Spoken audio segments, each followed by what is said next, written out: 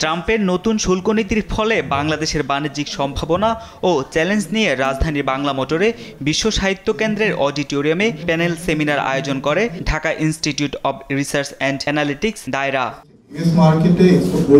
এতে যোগ দিয়ে ঢাকা বিশ্ববিদ্যালয়ের অর্থনীতি বিভাগের সহযোগী অধ্যাপক ডক্টর দীন ইসলাম বলেন, সম্প্রতি যুক্তরাষ্ট্রে বাংলাদেশের রপ্তানি রেকর্ড ছাড়িয়েছে। এলডিসি গ্রাজুয়েশনকে সামনে রেখে দ্বিপাক্ষিক বাণিজ্যিক সম্পর্ক বাড়ানোর তাগিদ দেন তিনি। ইউএসের সাথে ট্রেড ডিপ্লোমেসি বাইল্যাটারাল আরেকটু ইনক্রিজ করা, আরেকটু ইফেক্টিভ করা, এই যে যেরকম ট্রেড ইকোনমিক ট্রেড ডিপ্লোমেসি যেটা এক্সাম্পল, এটাকে আরও অ্যাম্প্লিফাই করা।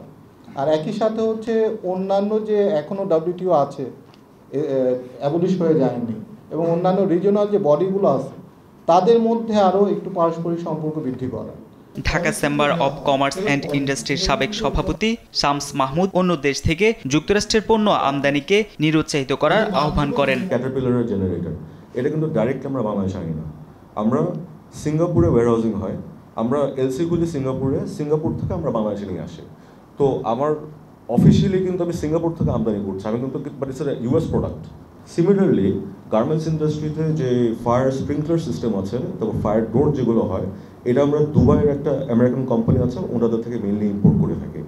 এদিকে যুক্তরাষ্ট্রের বাজার হারানোর আপাতত কোনো শঙ্কা নেই বলে মনে করেন বাংলাদেশ উন্নয়ন গবেষণা প্রতিষ্ঠানের রিসার্চ ডিরেক্টর ডক্টর কাজী ইকবাল।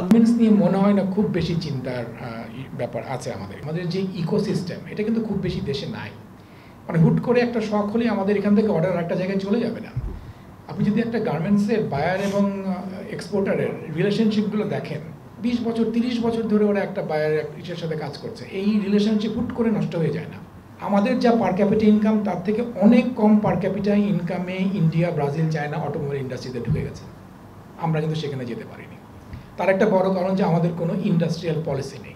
বিশেষজ্ঞদের মতে ট্রাম্পের শুল্ক নীতি বাংলাদেশের জন্য যেমন চ্যালেঞ্জ, তেমনি সঠিক কৌশল নিলে খুলতে পারে সম্ভাবনার দ্বারও। তারেক মাহমুদ সুজন, দেশ টিভি, ঢাকা।